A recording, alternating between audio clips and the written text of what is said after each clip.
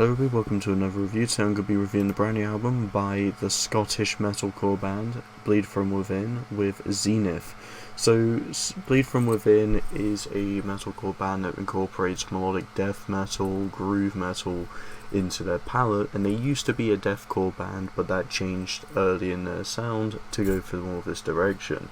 I haven't actually listened to a proper release from Bleed From Within, so this is going to be going into it blind, which I find weird that I've been reviewing for a few years and there's still so many artists that I haven't actually really necessarily gone into, because I'm not the internet's busiest music nerd, so it's going to be hard to get into everything, but I mean, hey, that just means more to discover from. So Bleed From Within, yeah, I think this album generally has a very nice clean production to it. There's some great elements with each track that makes it more sustainable to go into it. I feel like while I've listened to it enough, I think there's still more I can get out of it from listening to it more, because I like what they do. They've got some great grooves, got some great guitar work, and I think the production for a metalcore band around this point is pretty clean. A lot of albums do have some clean moments these days, especially with albums in metalcore that I'm not even that big of a fan of, that still managed to bring some of their best sound, such as Era's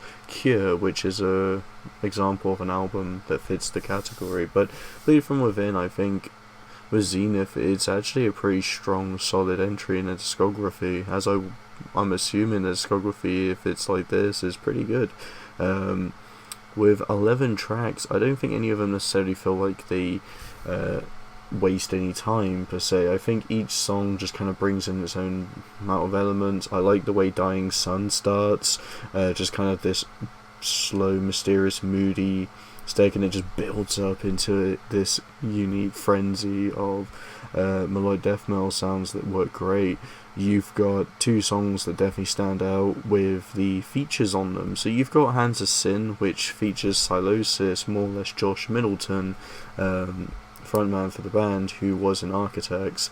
He is on this one, and I think that the collab with that works great. I think Bleed From Within and on Hands of Sin is pretty good with how they use Josh Middleton. I think he's definitely one of the more intricate parts to this album to actually bring a kind of little bit of that Sylosis sound to it, but at the same time it kicks ass. I like it. And then you have Brandaler, who, for those who don't know, is one of the members of Mastodon, and mainly the main singer. There's three singers, but Brandaler is the one that I always think of when I think of the singer.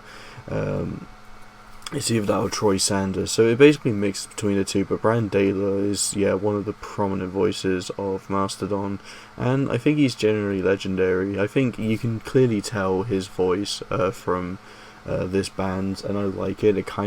It works well hearing it in something other than just kind of heavy prog metal that Mastodon's been doing, and I think it works great here. Immortal Desire generally is probably one of the strongest songs, purely because of that, but I'm also enjoying the first few tracks as well. Violent Nature's a good opening. In Place of Your Halo was a great single. Zenith and God Complex as well are just generally pretty fun, strong songs that just I don't really have a problem with. Hope in Hell has a bit more of this I guess calmer aesthetic, or at least I'd say more refined. It's less so on the heavy, more so on kind of a mainstream metal sound, but it still feels like the band, and it doesn't really feel trapped in the boundaries of trying to too hard to be this more mainstream appealing song. And I get a little bit of Polaris from the sound of that, which is quite interesting.